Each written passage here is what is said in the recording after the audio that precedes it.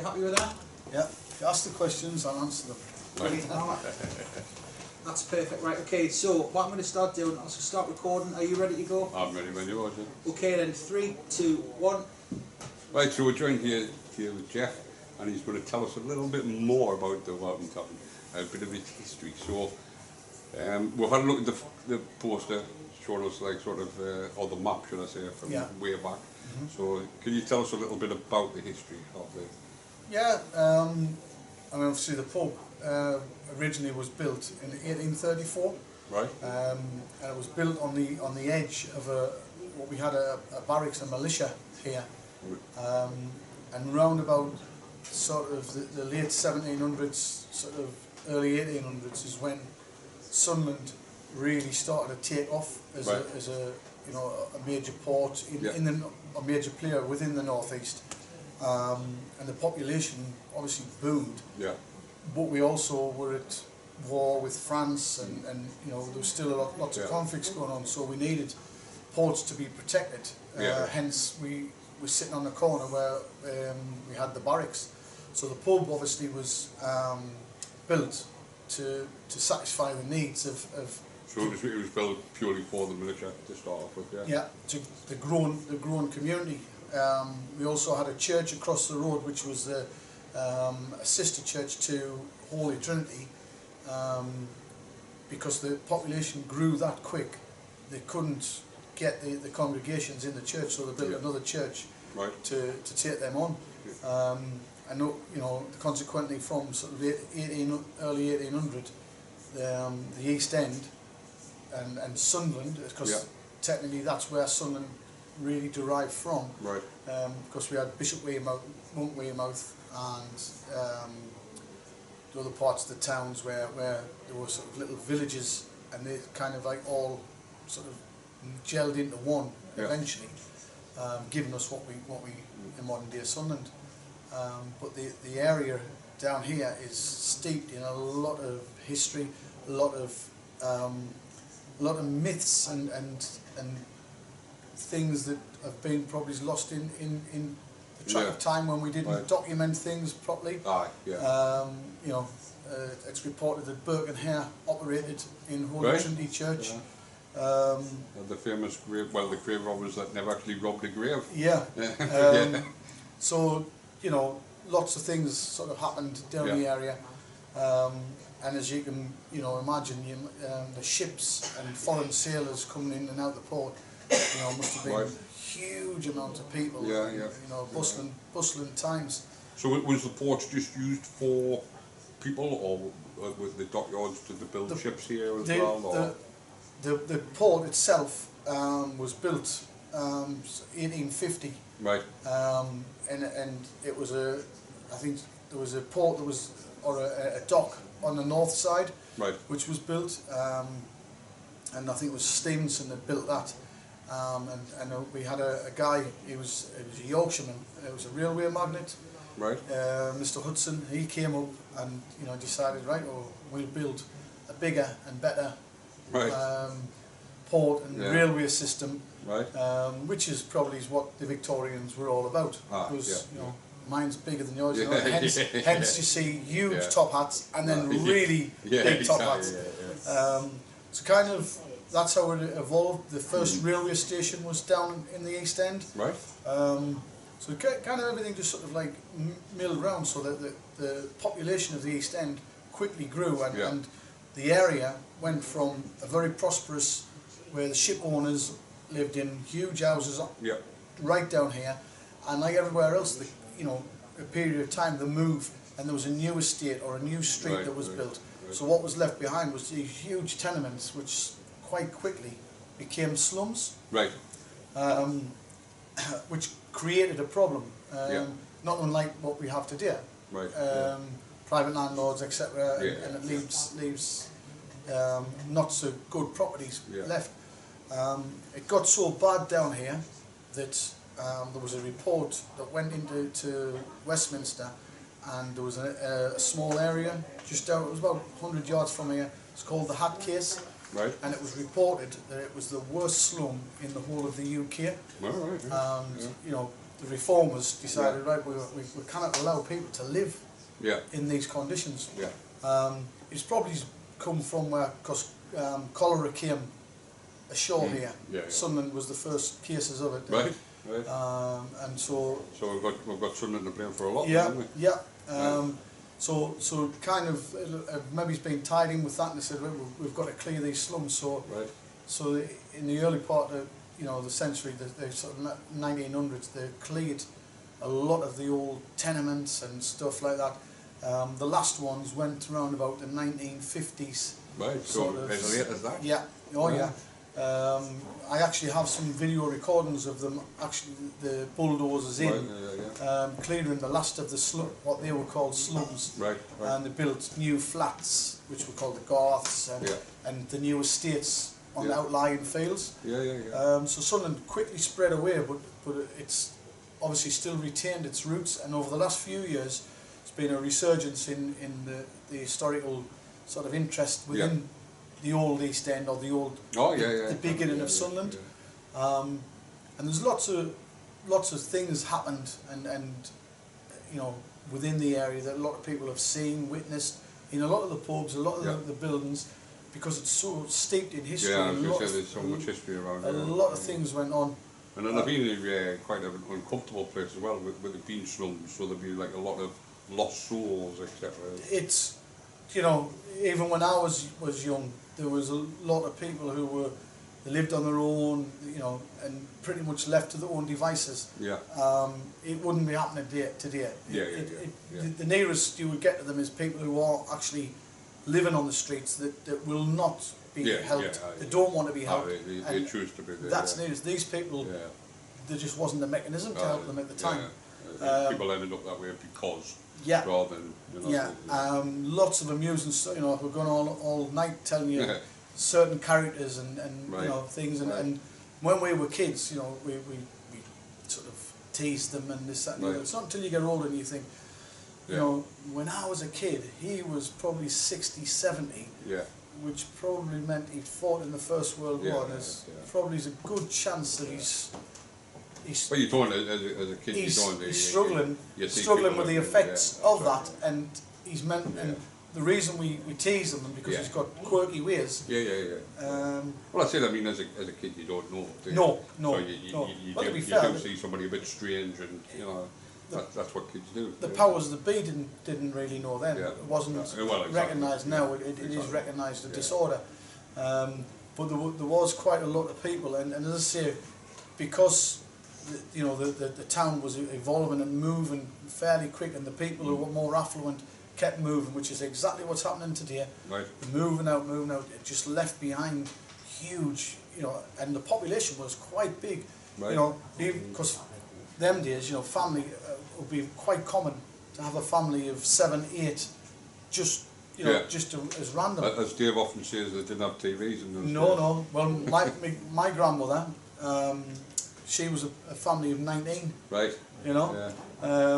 which I thought was really, really like pushing it. I mean, that's what they had. But then when I looked into it a little bit further, they had them, but a lot of them pretty much died within weeks. You hear a lot of like sort of infant deaths. It wasn't actually 19 that were all alive at one time, and that was quite common in the East End. I was going to say, well, obviously in the slums, diets, disease and whatever. Poor sanitation. Exactly. Lots of different factors. But other than that, what it did is, it's like, even now when we have adversity, it kind of galvanises and brings people together, and that's where we get the tight communities and people help each other out, and also, on the other side, we got a very, very bad reputation for toughness and trouble, but that was probably down to the pubs and sailors coming. We used to have a lot of foreign sailors come. And them days, it wasn't like a 18-hour trip. It was 3-4 weeks at sea, maybe longer. And then when they come ashore, drunken sailors ashore, loads of money, and as drunken people get. They clash with the locals, so quickly become like classed as a tough area, not to be you know, just frequented. Yeah. And once again, more just the fact that they were defending their own land. You know, who you know, you just come down here and you got money, and there was lots of skullduggery, and I'm quite interested in a lot of like comparisons to crime and stuff that is now. Yeah. There was a lot more then. Yeah. There was a lot more murders. Yeah, there was a lot more. I've often said this, as a fan of true crime myself, I've often said this: crime, because we have social media and the news, we hear about it a lot more. Yep.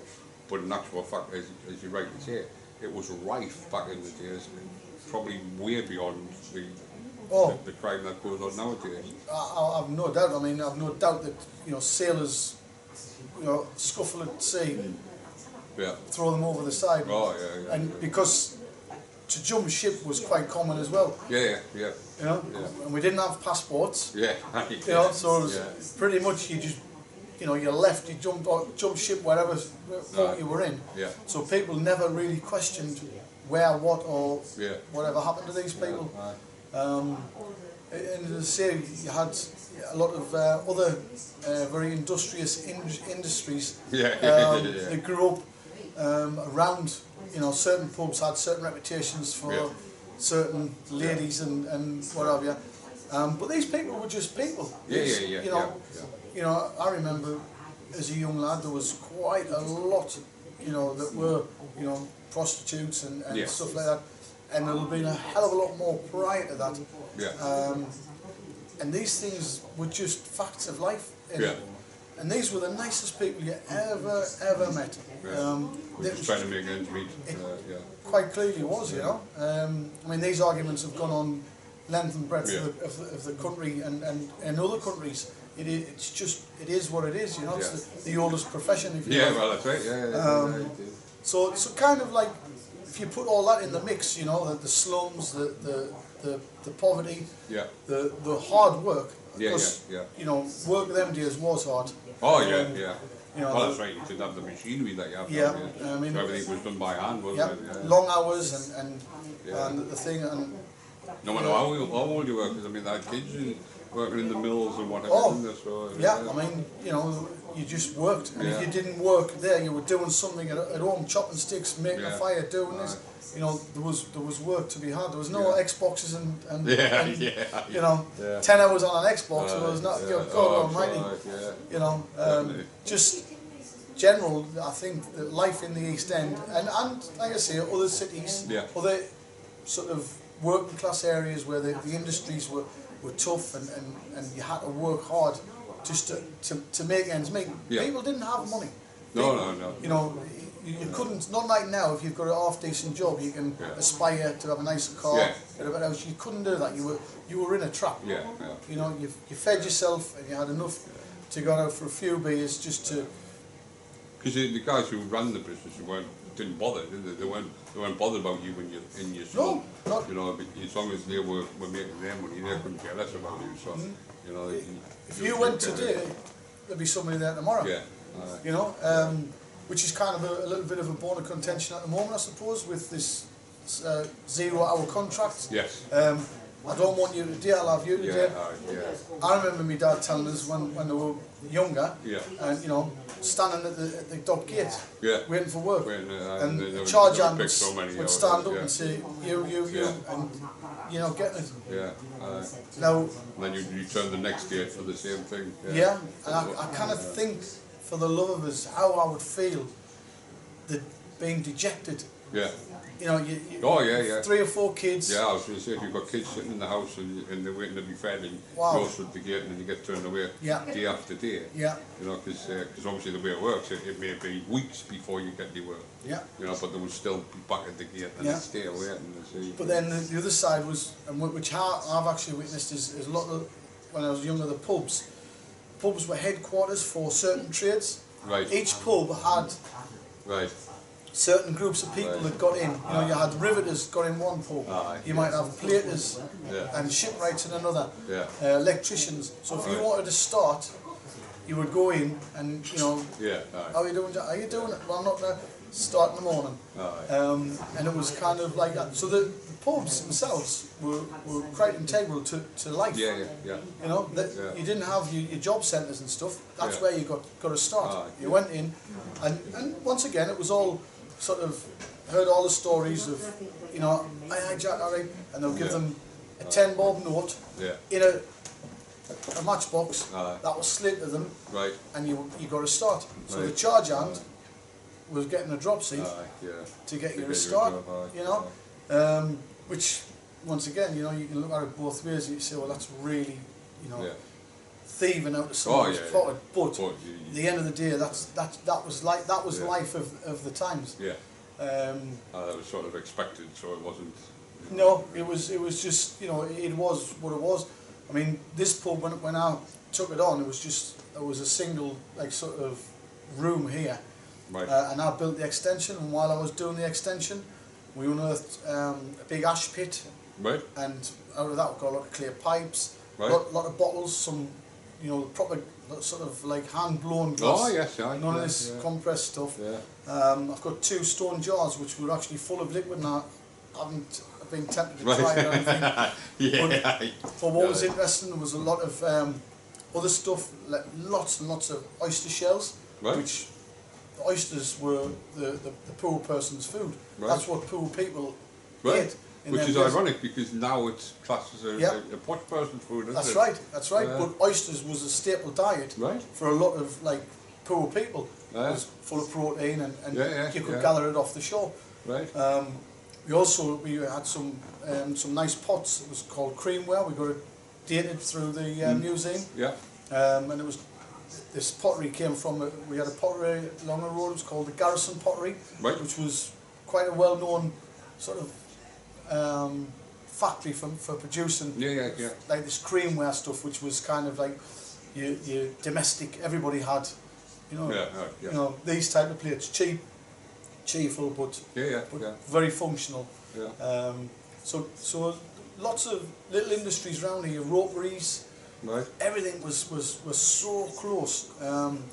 It was, you know, you probably couldn't really have any time when there wasn't a noise or somebody working. You know, it must have been somebody 24/7, just constant. Someone was working somewhere.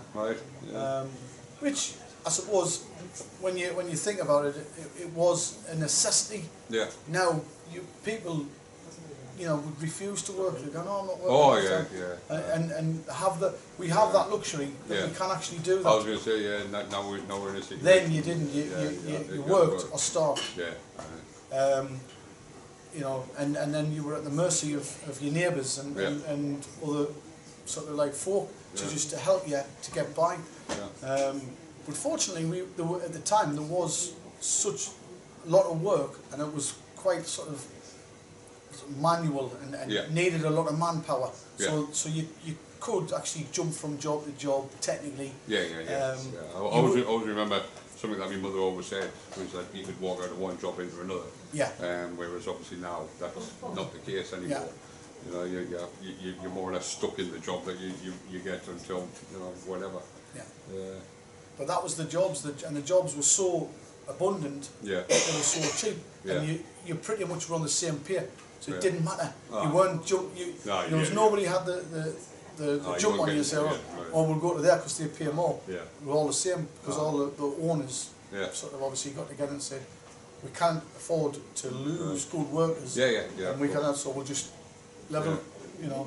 And they say people just jump from job to job. There was the industries that we had down here was unbelievable. Even you know, in my short lifetime, you know, I remember cabinet works, you know, rope works, paint works, where you know, they produced paints. The whole area was a wash of noise and smells. You know, it was, you know, the railway, coal. It was crazy. It was crazy times. So is the Welcome Tavern the only pub around here, or is there? It's probably the last. Well, it is the last building on the row of where it is. There's the Boar's Head, which is one of the oldest pubs in Sunderland, and the next one, the Clarendon, which is probably the oldest one in Sunderland, right. apart from the shipwrights, but you have to be careful how you say that, because at the time the shipwrights, which is up North Hilton, right. wasn't in Sunderland. Right, so right. It's the oldest Sunderland pub, yeah. as we know it. Yeah, right. So it's pretty much, there's very few pubs now right. have survived yeah. the times, you know, yeah. times are changing. And is the tavern still, or was it originally called the Welton Tavern? Or yeah, is it, yeah. So it's still got the same still name the when it Tavern, was built? yeah. And is it called the Welton Tavern because it's on the port?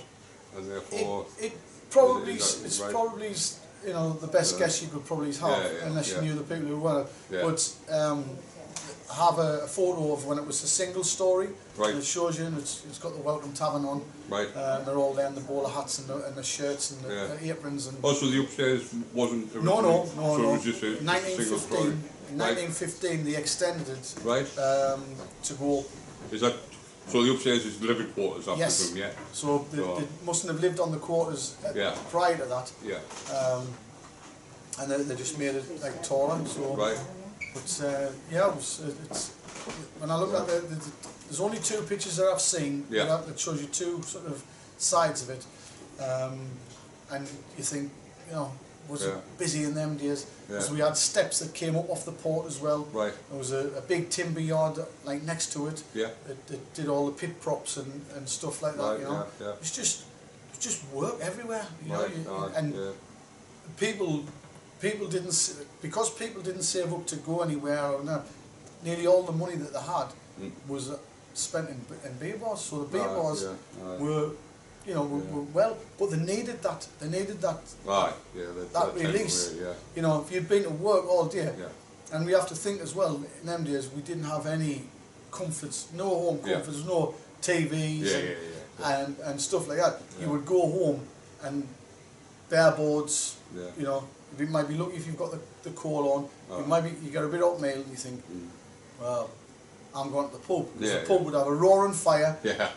Everybody's sitting around, bit crack on, game of dominoes or whatever it was, but big camaraderie. And also, you know, like I said, you might be out of work and you're thinking, I'll go down there, I'll get a start. I'll see Jackie, and Jackie will get us a start in the morning. So it served its purpose massively within the community. One of my fears is we lose all communal pubs, and we just end up with a stack of town centre pubs, literally these gin pubs just to drink, and they're not there for the crack on or for the community spirit. They're just there just to get drunk. I've noticed that with the workmen's clubs. They're going, you know, they're dying, you know, and it's simply the fact of the youth of today don't want to go into a club. No. I mean, I remember when I was 18, that was where you started drinking. You went in the local workmen's club, you know, there was a disco on a Friday night, whatever, and as you say, you met with your mates and this, that and the other, but it's as you say, it seems to be a dying thing now. People are just going out to go out rather than...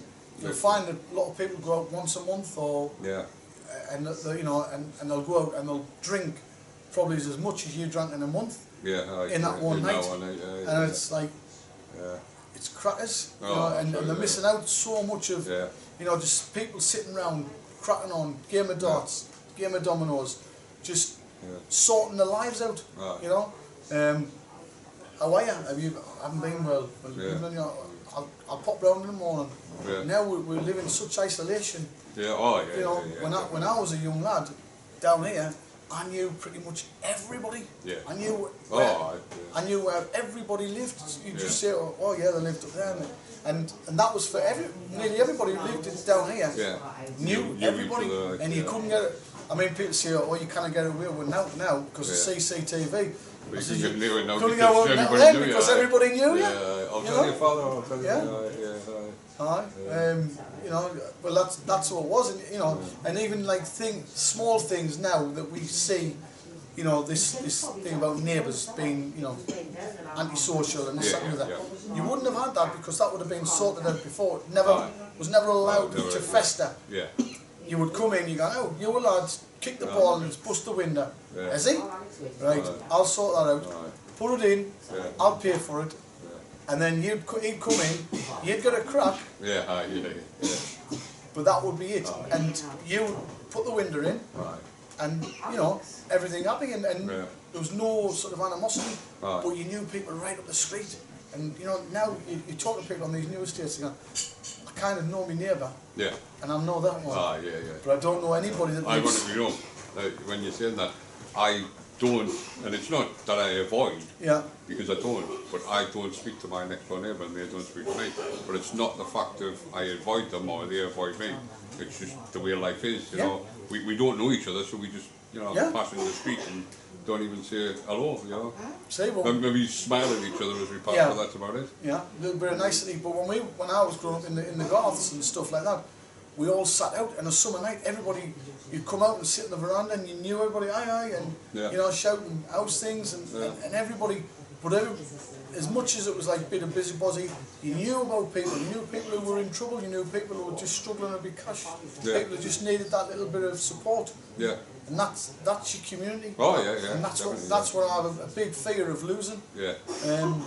It's a big shame, and the government should be tapping into this and using this as a tool, you know. You know, these elections and that, going knocking on single doors. Well, if you had the pubs open and beer was cheap and all that, just come in and sit in the pub.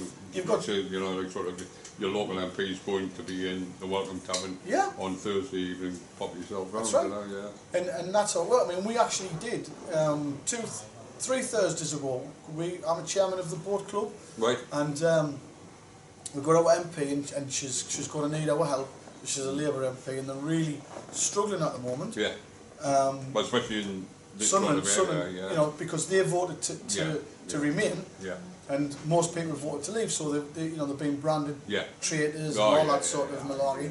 So Sister Julia says, "I've got an ideal opportunity. Come down and meet the guys." The guys were less than pleased. Yeah, of course it would be. They were like, "Oh," I says, "No, listen.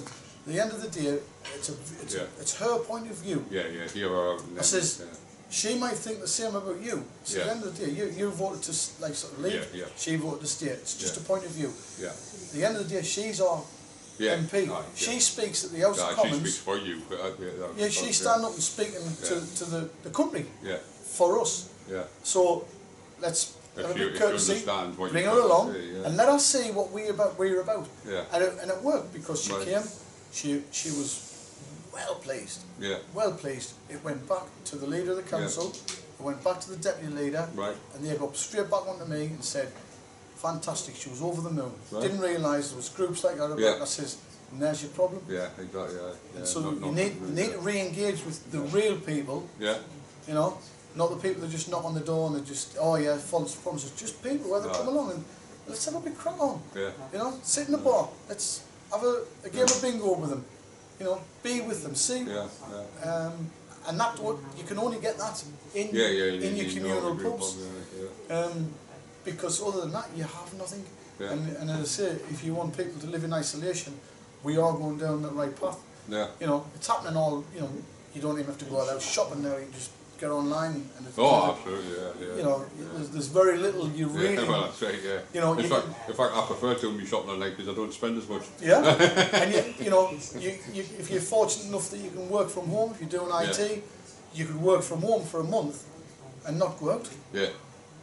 You know, so there you go. What's the matter, Dave? You're looking at me like sort of. I've just got a cold spot right next to us here. Oh, right. I thought you're looking at me quite strange. I didn't know what the problem was there. I'm going to microphone. Right. Well, that's what I'm saying. You were looking at me and I didn't understand. No, sorry. I think they might be able to hear us.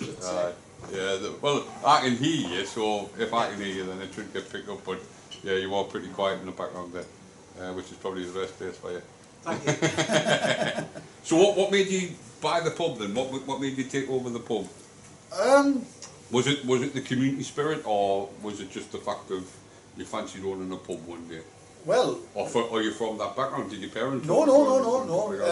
Funny enough, when I left school, I went. All my family were tugboat people. Right. We worked the river, the port and stuff like that. So we were all tugboat people.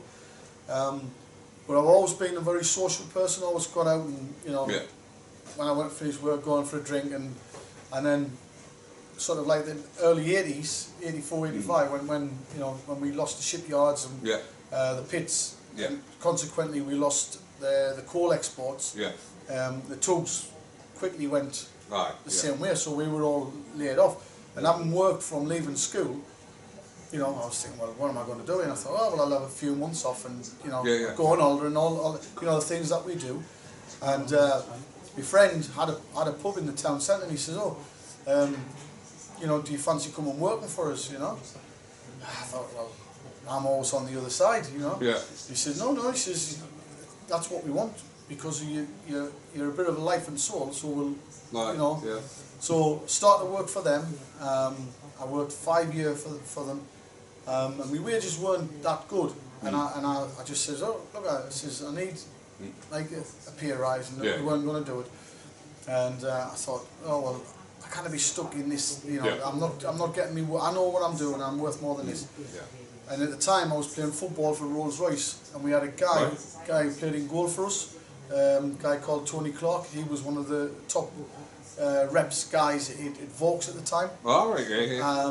And we would go. I remember we got to the team. We got to Cockfield. It was freezing cold. And I said to him, I said, I want a pub. And he went, right, okay. And he had the power to pretty much get you a pub. Yeah. I said, I want a pub. He says, what do you want? I says, I want the Welcome Tavern. Right. He says, you what? He says, no, I'll get you a proper pub. A pub that's doing well. I says, yeah. But so did you not have a very good reputation before you took over? It was just a little, tiny little pub. It was nothing like what you see now. It was just so sparse. Right. You know, it had been neglected for forever. Yeah. So was it open? It was open, running, but just not looked after. Yeah. And obviously, coming off the back of the shipyards and stuff like that and pits, there was the trade had dropped dramatically. Right. But I always thought about it as like it's something I could do with. Yeah. I can do something with that. It's got land right round it. Yeah. It is something. You could see your potential in it. Yeah. And I just thought I wanted, and he went, well, ever think about it? And then the week after, he went, have you thought about it? I says, I wanted. He said, right, go to concert, see this district manager, and pretty much the pub is yours. Right. And I didn't know at the time that the tenants were coming out. Right. I just. Yeah, you just. It was literally. Yeah, that's the pub you wanted. I can't even explain how it came about. It was just in my mind. Yeah. And I want the pub. And I'm born and bred in the East End, so I knew everybody. Oh, so you're from here anyway? Oh yes, yes. And I used to drink in here, not a great deal. Because obviously, you know, I wanted to be up the town with all my mates and stuff like that. But I would often come over, have a couple of pints and knew people. But I had no inkling whatsoever that the landlord and landlady were actually coming out. Yeah. So we kind of got it on, and you know, we did exchange contracts. And I thought, right, we need to develop it, and I kind of pushed all the time. Right. And I'm kind of like, I want to speak to the organ grinder, not the monkey. I know we should always sometimes go through the chain of command, but sometimes it just so much red tape. And I used to go up to the offices in Vaux, and I used to go straight up the stairs, straight to Frank Nicholson. Frank, I think if you do this pub will do X, Y, and Z and all that. And it would come down, and then below him would say, you know, you should come to us first. I went, because it would never get done. Because you haven't got the bottle to go up there and speak to him. And funny enough, I spoke to them because they've just done a DVD, Passion for Vaux. Right. Because it's 20 years since Vaux closed down. Right. It's quite an interesting take on what happened and the events. And we went up to the premiere, and Frank Nicholson was there, and I walked in, he went, Jeff Moon. And he still got the welcome, and he remembered us after 20 years. I've never seen him for 20 years. And he remembered us and asked about me kids and stuff. Because he was very, very hands-on with the pubs. Yeah. But as I say, I took it on as a tenant. And tenants were very, very hard done by. The cost of the beer was so great. And I thought, we cannot manage this. We're losing money. It's still the same though, isn't it, in the pub trade? Oh yeah. Tenants still get. Tenants, you have to buy their beer. Raw part of the deal. So I had little bits of work to be done, and they wouldn't do it.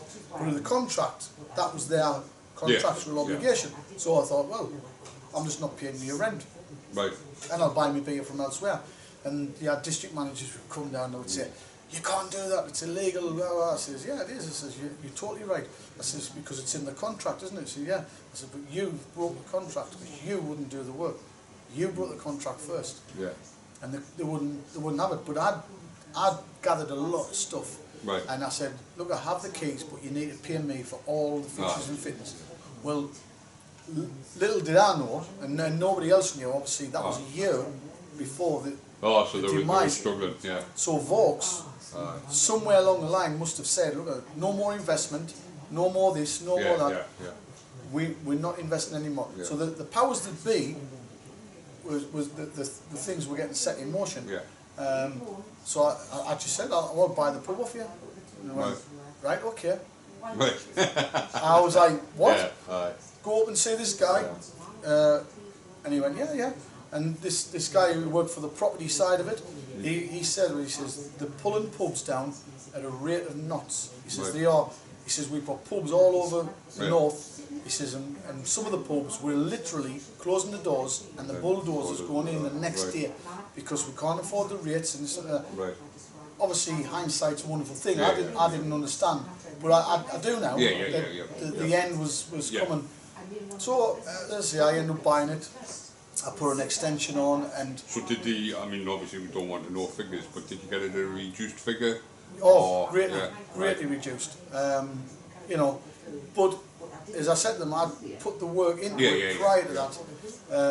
And at the end of the day, they didn't really have a leg to stand on. They would have either buy me out, which obviously I found out they weren't in the position to do that. They couldn't afford to do that. So they just it was easier for them to get rid of it. And you know, we've kind of from then we've kind of done well. Right. You know, peaks and troughs like everywhere else. And we don't open during the week now, so kind of try to target the audience if you like. Right. But does that affect?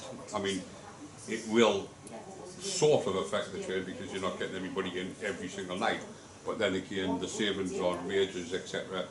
Do they like sort of outweigh each other? Yes, yes. And what you've got people who may come out 2 and 3 nights a week and then miss a Saturday night. Yeah. They'll just come out a Saturday night. So so whatever money they've got, I get.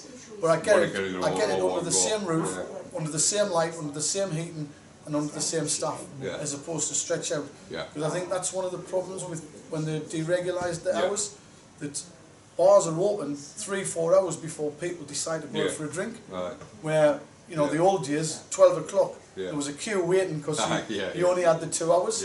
So I know as a taxi driver myself, I drive around and as you say, sometimes through the week, you can work a Tuesday night and you pull up outside of a pub and there's, you're waiting for your fare and your fare turns out to be the barmaid and she's going home because there's no work, there's nobody in drinking, and that's like sort of 9 o'clock at night and they've had to close up early because there's been nobody in. And so, why bother in the first place? Just, target your audience and open as and when. Obviously, I'm in a better position because I own the pub and I've kind of paid the mortgage off. So, if I was to shut tomorrow, it's it would just become your house. Big house like, but we've got Yeah. 7 bedrooms. It's Right. but it's a. So do you let the bedrooms out, or No. it's all private? Fill them with all my rubbish. I'm a collector, Yeah. a hoarder, as you might have just gathered. I know the feeling because I'm exactly the same. I never throw nothing away. But if you like, me reasoning for buying it, or me psyche to buy it in that time was like I didn't realise I wanted the pub for any reason. I just thought something drove us to get it. But I look at it now and I just think, where could you get a building of this size now, where every morning I see the sunrise, sun, right round. I can see South of Point. I can see right down to Seaton Carew. Right. For the rest of the night, if I need to go to the town centre, it's walking distance. If I need to go to the match, it's walking distance. If I want to go to Seaburn and the beaches, it's walking distance. It's quite accessible to everything. Like living down here, it just hasn't gotten the shackles off of the stigma of the East End, if you like. And I'm the biggest advocate of fighting for the corner. The people are great, etc., etc. But it really struggles to get rid of the stigma of its past. Right. You know, because we have a lot of people who come down, and I don't know if I dislike them or whether I'm not keen on them. Is when they'll come down and go, oh well, I'm from the East End, and I'll say, well when? Yeah. Well, my grandmother lived down here, so like my roots are from here. Yeah. Oh really? Yeah. And I sit and they go, oh fantastic place. I said, and I'll just sit there. So are you thinking about moving down here? Oh no, I wouldn't move down here. Do you think? Yeah, but that's fantastic. Why would you move here? Yeah. And it is. If you think about it logistically, where it is, right at the seafront, and God, you couldn't think of no better. But it's the very fact that it's called the East End. Still, I think the East End anyway, because I mean, obviously you've got the East End of London, which is made famous by the TV show, and it's a rough place, isn't it? So I think as soon as you mention the East End, people instantly have this image of the East End of wherever it is, no matter where it is a rough place. So yeah, absolutely right. I mean, you know, East End, Glasgow, East End, exactly. like Cardiff, the docks. The dock areas, but it was because the men were tough. They were tough jobs, and there were no nonsense people. You know, you pretty much had the same with the pit villages. The pit villages I'm from a pit village. Were known, and we have the same. They were very. Not saying they were all good fighters and things like that, but they were very strong-willed, moral people, and they'd rather take a beating outside than But it would be like, well, we sorted out outside. Yeah, go outside. Come back in and have a pint. With each but other, it was toughness, and I think that's the type of thing that and it's not always the best thing, but when you look at it in general, we really haven't had that much bother down here. It's just, it was because it was slums. Oh, we've moved from there. Yeah, it was slums, and you know, in 30, 40 years, where you're living now, it'll be the same. It'll move. The houses you live in now are going to be you know. I remember when I was left at school, and people were like living in the barns and you know, Ashbrook, and it was like, oh, they must be posh. And now, you know, now it's not. Now it's the same as any other estate. Because we're moving out and we're building new estates, and now the starting to actually run out of areas to move out to. So there's they're actually bulldozing a lot of Ford Estate, Pennywell, like Southwick. They're trying to reinvent the housing for the 21st century type of thing. So I don't know what lies in store for the East End. And I know that there's lots of plans to rejuvenate it for the historical value of it. But you know, I don't know. I think the key is the river. I think the river's the big key for I mean, Sunderland is that sort of area, isn't it? And it's built on the river, so therefore a lot of its trade, as you said earlier, comes from the port and from the river, etc. So I mean, the port isn't doing as well as what used to, because we haven't got the import exports, and even them. They've changed, most of the imports and exports now come in containers. Well, we are not geared up, and our port's not big enough. So your Felixstowe, big docks, they bring all that sort of cargo in. Sunderland now, I think, should be really turning towards a more leisurely sort of pursuits with the port, and making a big marina, big sport, like water sports area. Got a huge sort of open area of water that it's not directly to the sea, could be used for all sorts. I think that's where really it should be, and I think it could work if you split it with the little quays that we have, Greenwells, and still retain some sort of import export. But I think a lot of it we have to diversify and change it, because I don't think like modern day sort of haulage is the key. But I honestly do believe that the catalyst for rejuvenation is your river and your port. I think we have to make it that people want to come to Sunderland because it has that. You know, we have a fairly decent Seaburn and Rockland beaches and what have you, but they're kind of developing along there. They're building houses along there, which makes it private as opposed to a seafront that we went. But we've got an area sort of to the south where Hendon Beach was most people in Sunderland don't even know it exists. I mean, I remember as a child coming to the likes of Seaburn and whatever, and then as I grew up, I mean, I took my kids there, and there was nothing there compared to what was there when I was there. That's right. It just sort of the people who wanted to live there, who wanted to move from your slum areas, you know, wanted better houses and live in posher streets. You know, even though they're the same people that come down now and go, oh, my grandparents are from the East End, and it's, you know, lovely people. Really, you know. So I have a little bit of reservation with these people, but as I say, we have the south of like the Weir, and absolutely, totally neglected. And if you look, you go like 8 miles down the road, you've got Seaham, that they've kind of realised that, hey, dirty little coal town, you know, they've tidied it up, and it's thriving. Yeah, I was going to say, Seaham used to have a really bad reputation at one time. Oh, Seaham, without a shadow of a doubt. And even the people from Seaham would tell you exactly the same thing. But if you look at it now, you go along there and have festivals on all along the front, all new businesses. People want to visit, you know, they've done something dead simple, but put a statue to a British soldier.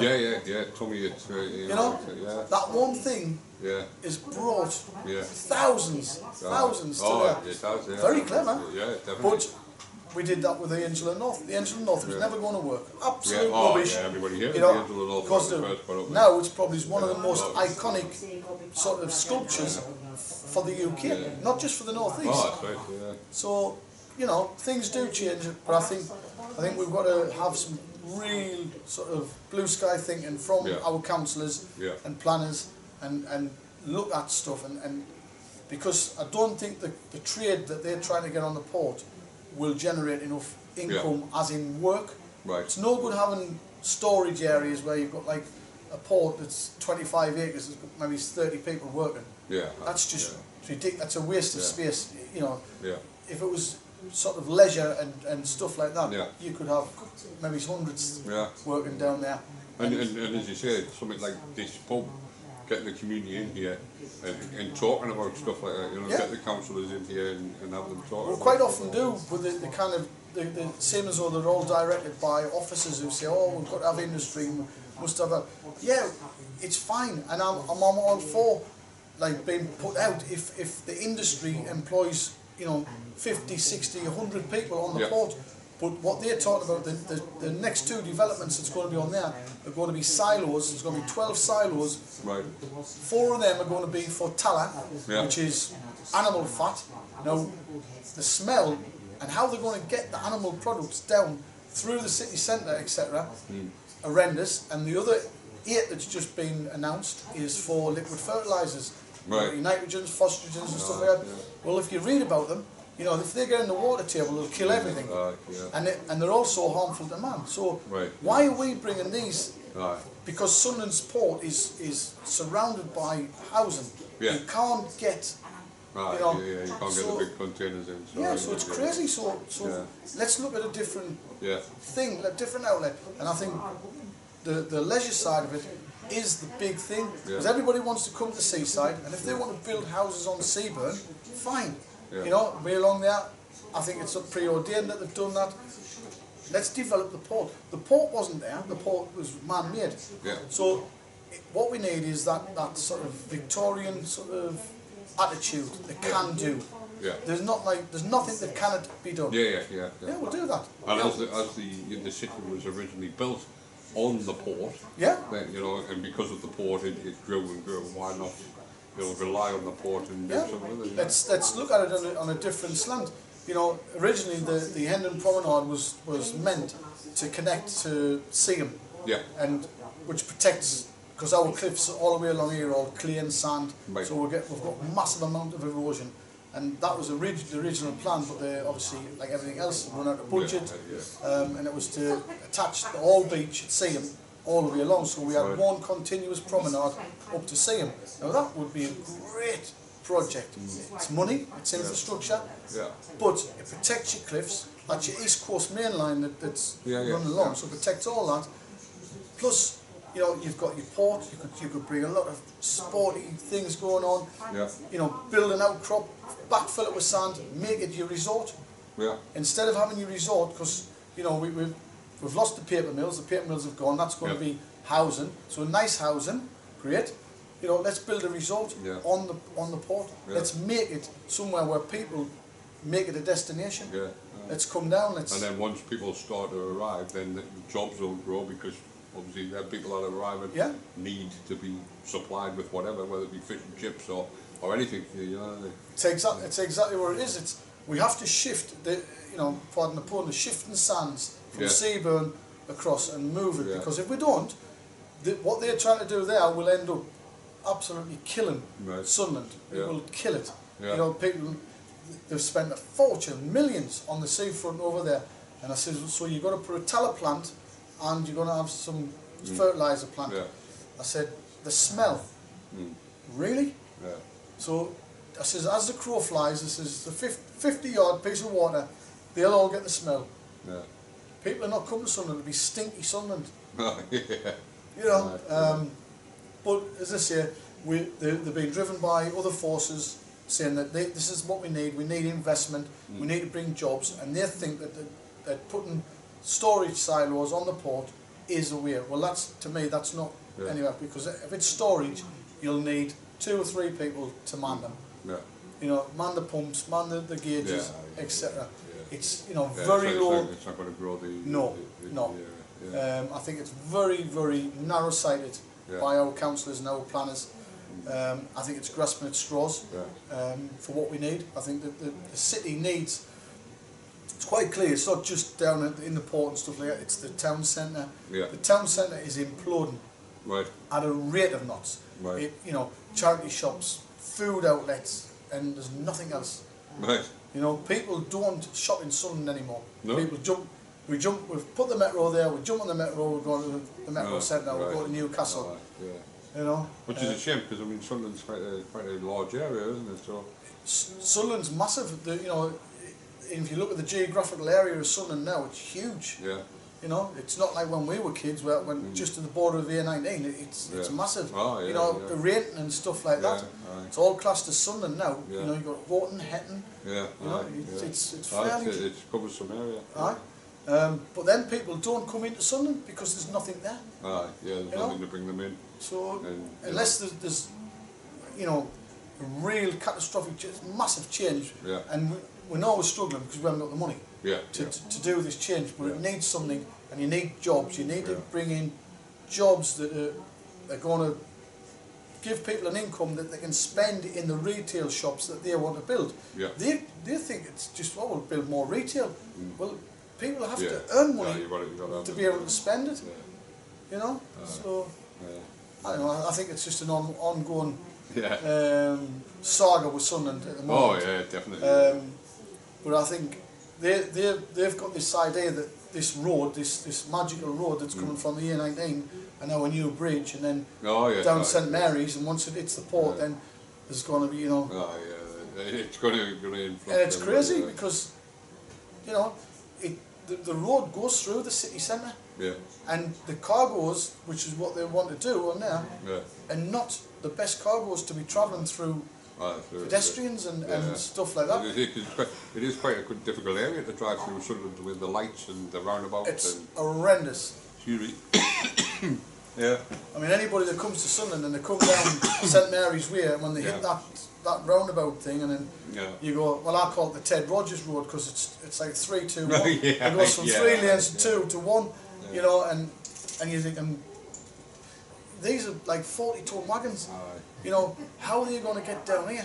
It's just not going to work, is it? No, it's not. And all it would take is, you know, your match days, a shunt where the traffic's stopped, and you've got these trucks that are carrying God knows what stuck in traffic.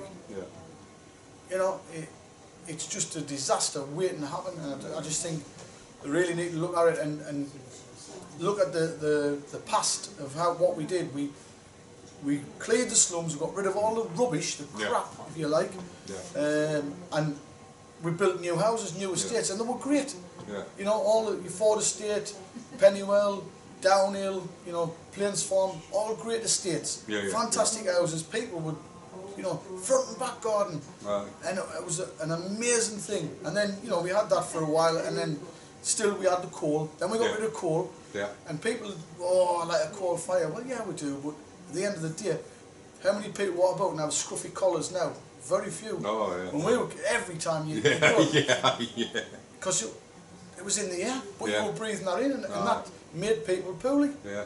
You know, so these were major step forwards, Yeah. I think, anyhow.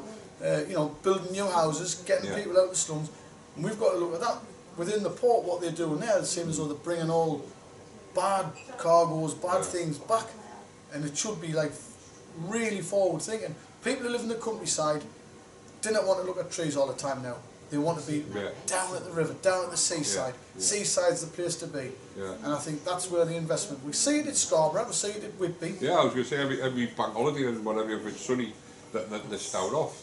I mean, Crimlin Dean, the place I used to go to as a child, it's revamped itself, and it's stowed off on, you know, when because the sun's people love. There's something about the sea and the seaside. It's very alluring. People love it, and it doesn't care what you've got. Whether you're coming down and looking at industry within the sea, ships moving. People are fascinated by it. Oh yeah, definitely. We're not going to get that anymore because you know. It's just the way things are. Like I say, the cargoes that we get in the UK now all come in containers. It's easier, you know, move them about quicker and you know, it's safer. So that's the way forward. And our port isn't big enough to handle anything like that. So they should be looking at a totally different use. Bring people in, people who want to come to the seaside, change it. Seaburn's going. You know, it's going to be. You'd not be at the park, so to get there you'd have to get people going, oh, I'm not going over there. Let's change it, let's move it south, let's have something on the south side of the river, under Sunderland, you know, use the historical side of it as a catalyst to bring into the port and then go from there. I think so I mean, I know you're saying you don't open all the time, but would that change your opinion, or not opinion, but the way you run the pub? Oh, without a shadow of a doubt. I mean, open all you know, the time? Technically, all you need is 10 people every night. Right. 10 people every night who have like 5-6 pints. You would open every night. Right. If you get 10 people standing at the bar, having a big crack on, I'd open every night. Right. But we haven't got that anymore. We're quite an aged community down here. People have lived here for so long, and like I say, the kids up and away. The work at Nissan. You're not going to buy a house down the East End to travel to Nissan. You'll buy a house at Teal Farm or somewhere, Town End Farm, where it's a short jaunt. Because you do that every day. The thing, oh well, I do that every day, so it's just a short jaunt to Nissan. If I come into the town, I might do it once a month. It makes more sense. So that's why people move. You know, we all, you know, all the shipyards had houses where people lived. All the pits built houses where the pit was. They wanted you to be there, and it was easy for you to get there. You couldn't say, oh, I missed the bus. We live across the road. So that was the mentality of the ship owners and stuff like that. Was you lived there, so therefore you had no. People who lived at Pallion and Millfield all worked at Doxies and Lanes. The people who lived down the East End worked at Greenwells or Bartram's. You work where you know, because it was, you know, we didn't have cars then, so people just walked. I know it's more accessible, but now we've got to look at actually using cars. You know, and public transport. So if you say from here to Nissan, it's about a 20-minute drive. You know, and we all know what the A19's like, and so that's an accident. So it's quite a commute. So if you're doing that every day and you think, oh, you know what it is, I'm going to move up Town End Farm, and it's 5 minutes. It saves you on your car, saves on all this. Whereas if you had some trade round here, then they would. But we just haven't got that. And as I said, what they're trying to bring into the port will employ 4 or 5 people, absolute max. And to be fair, most people who work now don't drink because you can't. You know. That's the you know, it's forbidden now to have any alcohol with a 0 tolerance. But what you need really for the pubs is more people moving back into Sunderland instead of moving out, because we're losing all our professional and semi-professional people, they're moving into the nicer estates. You need to get them people back who have that disposable income to rejuvenate your pubs, or bring in sort of like leisure areas where people will come into Sunderland or down the East End and going, you know, I'm going to have a pint. I'm going to do that. I mean, it proved it when we had the tall ships. A lot of people coming down to see the tall ships, and were sitting outside, oh, I'll have a pint. And that was nice, and it was nice for them to come, you know, and go, oh yeah, it's lovely sitting outside here, I can sit out, I can still see the sea if you like. So there is that element that would benefit myself, but the other side of it will not benefit us. It will congest our roads, you know, and I'm quite confused with Sunderland. You know, we've just built this all singing, all dancing, you know, state of the art, first in the UK charging station, and it's on the main route into the port, which is going to double the traffic. So the carbon footprint is totally wiped out. You know, it doesn't make sense. So, you know, do they want to have a zero carbon footprint? You know, let's all recycle. Let's all do this. We'll have once a month bin collections. It saves on all this carbon. And yet we're building it, aren't you? Putting it all in one spot. So did the militia move out of here when the ports died, or were they? No, it was kind of like when we, you know, the sort of like the hostilities sort of decreased in France. It was all about then, you know. It was all about the Napoleonic Wars. So they were just here temporary sort of thing. Just they were here for quite a lot. I mean, they were here from early 1700s. Right just away through. The threat from the French was here. Yes. And it's obviously. So it wasn't a permanent barracks. It was like a military barracks. So it was like tented areas rather than an actual... No, it was all stone. It was all stone. Had a hospital and everything. Oh, right. No, it was quite an extensive... Because you think your ports were quite integral. At the time, we were doing a lot of pots and stoneware, lime, which was a big commodity. We had a lot of lime kilns in Sunderland, all up the river. So there was lots of stuff coming from here, and coal, but obviously coal not at the time wasn't as you know needed, because we hadn't quite put our foot on the pedal of the Industrial Revolution. You know, but once that started to get there, you know, we needed the land and that, and we obviously our armies were more technically, so we didn't have to be. Literally, what you were was a militia, was just a group of guys who were just based out. They were just like locals, weren't they? With it was a couple of weapons or whatever. A gang, if you like, you know. I mean, I don't suppose they would have frightened anybody. But the fact that they were there would be enough. It's a deterrent, isn't it? If you know something's there, then you stay away, rather than, you know, that sort of. If there's nothing, if you know there's nothing there, then you're more likely to attack that place. But if you know there's something there. So they were based out sort of mid 1800s, and then did they see any action? Was there any the only time that there was any action that was, and it was reported, was there was the Battle of Flamborough Head and John Paul Jones, the American French sympathiser. There was a big battle off Flamborough Head, and obviously the sort of disabled his ship a little bit, so he came quite close into the coast. He was heading back up to Scotland and round Ireland. So that was like, they got on alert, but I don't think they actually sort of fired in anger. I think the most damage we had pretty much was during the war, which the port was heavily targeted, obviously because of the coal. At the time we were producing coal by the millions of tons, and shipbuilding and ship repair. So, in Germany, obviously had us targeted as you know, the way of shipbuilding. So it was quite extensively bombed. I mean, there was a pub just along the road. There was a family lived in it, and they had a direct hit and killed the whole family, the Thompsons.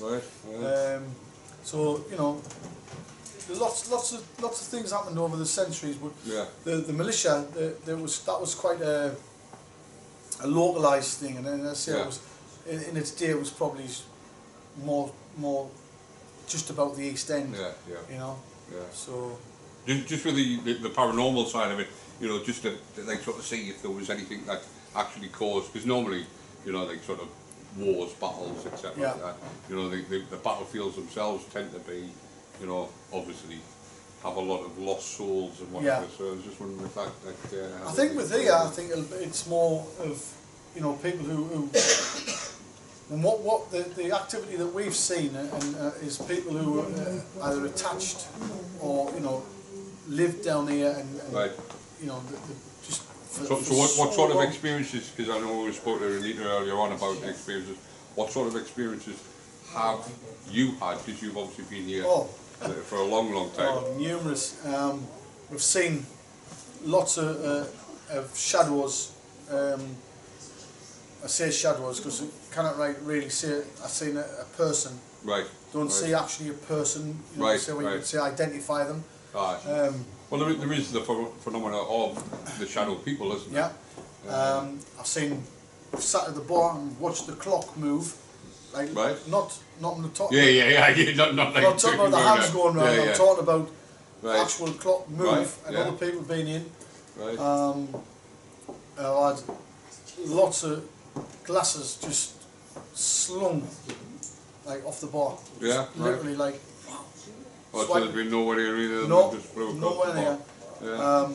Instance when I've gone upstairs and I can smell cigar smoke. Yeah. But very, very strong. Right. And bear in mind, nobody smokes. Right. And I've never allowed anybody to smoke a cigar in here anyhow. Even when we had the smoking, Yeah. I never allowed them. It was too strong and stuff like that. So kind of like things like that. Yeah. Noises, quite a lot. Right. So when you say noises, what type of noises? Like, you know, is it knocks? Is it just raps, like or somebody moving something? Right. If you know, if I was to get up now and move a chair or move something, right. The sound of general moving. But nothing actually moving, just the sound of it. Just the sound of it. Right. And my sister lived with us for a while, and we used to have a dog lady, and we had her for quite a few years. Yeah. And my sister used to come down, and my sister's quite interested in the spiritualist side of things. Yeah. And she used to come down, and she said, she went, "Oh, that bloody dog." And I said, "Well, leave him upstairs." She went, "No, not him, the other one." Right. And I was like, "What other one?" She went, "Well, lady." She went, my sister used to come down, have a cigarette, and watch. Just what? She went, "I could see the dog walking across the floor." Right. But she was upstairs. Well, it was a different dog. It was the. She said, "She went, I can see the dog." Right. We've had people lasses who've worked for us, and they've gone, "Who's that?" I said, "Where?" At the bar. And I went, "There's nobody there." She's just standing at the bar. Yeah. So is there any history to these? Like, is there a history of a dog, you know, sort of dying on the premises? Well, or? the dog, that was our dog. We had a dog very similar to the black one you've seen. Right. And when we had her for about 14, 15 years. Right. And she was a proper pub dog. Yeah. She sat and went round everybody. You know. Yeah. And one day she went out, and we shouted at her, "Come on!" And she went out and she just gone, disappeared. Never seen her. And it was a week and a half later. It was one of the lads who worked for the council. He says, "We found the dog." Right. She'd gone onto the port, went behind the tanks, lay down and died. Right. Which is a common thing for some dogs. Yeah. I mean, I lost a dog myself a couple of years ago, and it was explained to me because you know, the dog died whilst I was out, and but it was lively before I went out and coming in, you know, jumped all over me as it did. And then I went out, and then I came back a couple of hours later, and it died. And it was explained to me that the one died in front of you. Yeah. You know, he obviously was dying, but he was never going to die when I was there. Yeah. So he waited until I'd went out and then passed away. So obviously she's done the same thing. She's gone away to die out of your sight. Yeah. And it was really strange. But as I say, my sister used to say to us and see her walking across. Right. You know. And was this after you knew that the dog had passed? Or? Oh yeah, the dog had been dead. 10 or so years. Right. But my sister, only last few years she moved out, and she used to come down. She went, so it's not even like you could say, "Oh, well, it's fresh in her head," because she's thinking about the dog. No. You know. But she's constantly, she went, "I can see it walking across the floor." She when I'm sitting on the, I mean, she would come out 1, 2 o'clock in the morning, sit down in the corner by herself. But like I say, my sister's very into the like spiritualist stuff, so she doesn't bother her out, you know. Yeah. Now, well, Dave's into all that. He's a spiritual stuff. He likes all that sort of stuff. And because my mum always taught us, like, you know, there's only the living can hurt you. So no fear of that. And then people say, are you not scared? And I'm well, no, not really. Yeah. Well, not what's to be scared of, you know. Yeah, yeah. And so I've always lived in that sort of, you know. So there's always been something. Yeah. And is it because of the area? You know, the slums and the militia and this, that and the other? I don't know. Is there any history of that?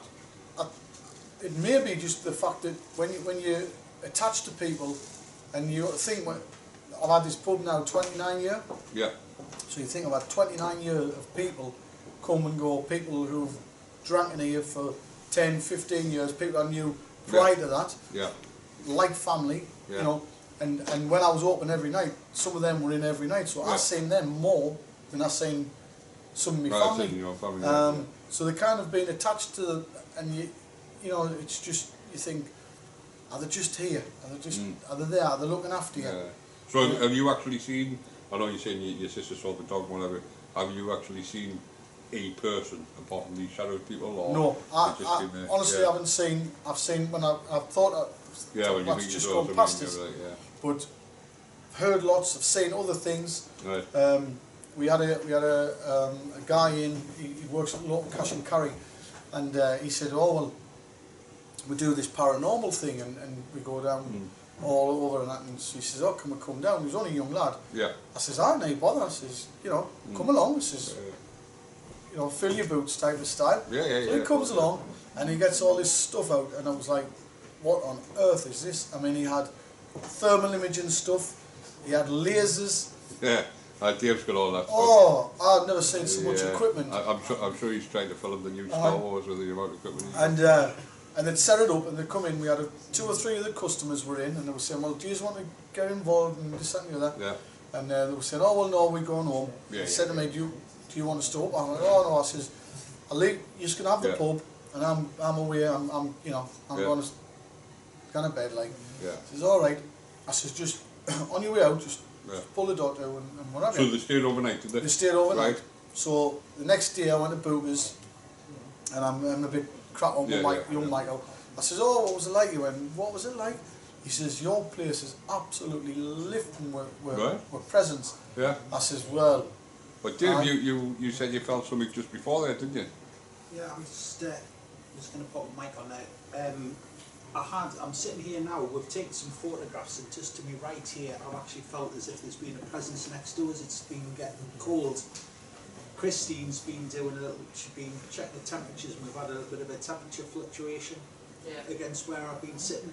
Right. But it just felt as though, you know, when you're aware of somebody actually sitting next to you, sort of thing. Right, so it felt like somebody sat down beside you. And I was actually at one stage looking and actually thinking, hold on a second, and obviously putting my hand in and out and stuff, so it was kind of... Yeah. And then obviously the hairs went up on the back of your neck. Right.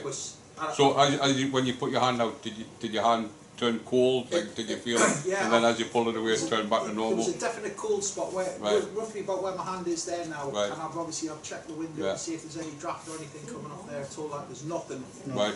But I've had as if somebody's very interested in what we're actually doing, and they're actually watching. And they're watching what you're doing. Yeah. Like, I'm wondering what you're doing, Gillespie, rather than watching what you're doing. It's kind of like what's all this equipment and what's happening. Yeah. But like I said, it's just like, and I was just very aware that this is sort of like a cold spot. So do you think it's somebody from way back, and that's why they're a bit like sort of...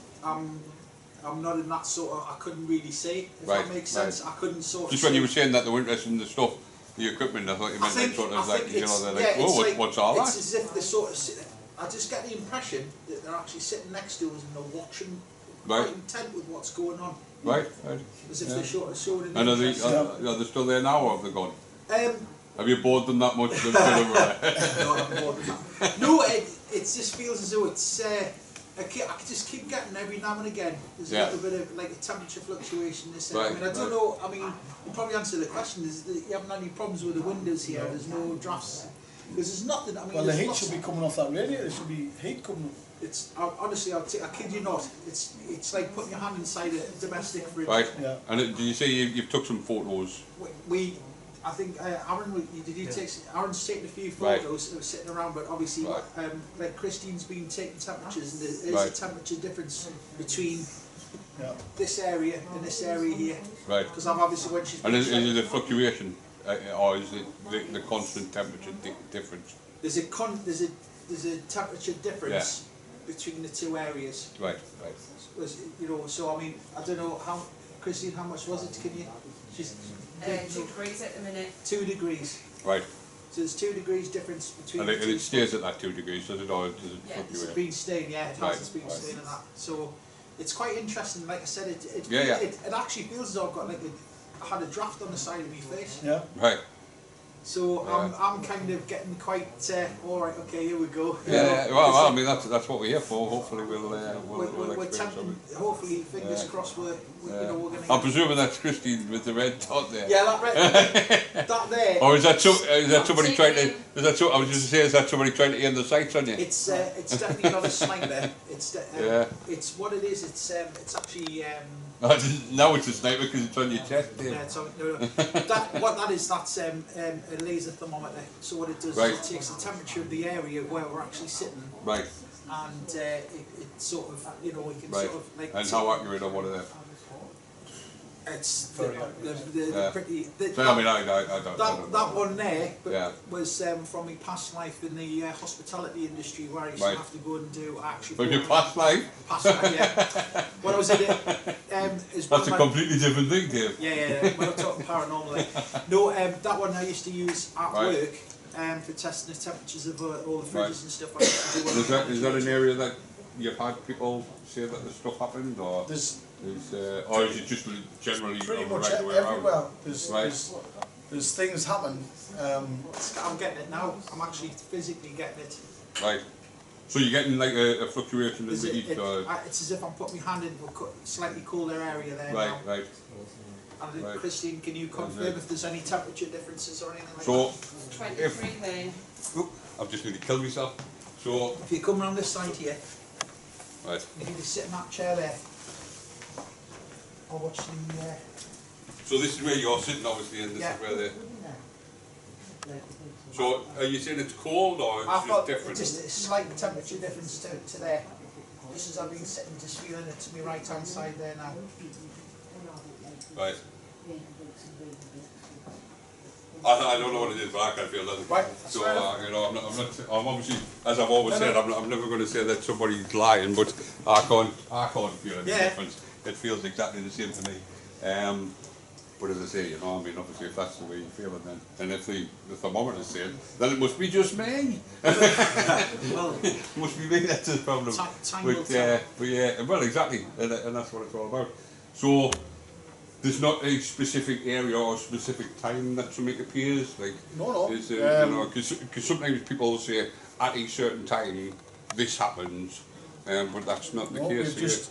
We've had just people it is random, and lots of things that I could tell you what people have said, seen, etc. And they are quite random. There's a girl who used to work for us. There's a couple comes in every Friday, goes sit at the top. They come to the bar, got served, and as they were getting served, Kelly just looked at them, and Tom froze. He went, "What's the matter?" And she jumped and looked over. She went, "I can see smoke coming up." Right. From you. Yeah. And they were like, "Where?" And there was no smoke there. Right. So she could see smoke around you. Yeah. Is there been a history of a fire or something? Is that what the smoke from? No. Right. It's just she thought there's something alight. Yeah. And when she looked, there was no there, but they couldn't see that. Right.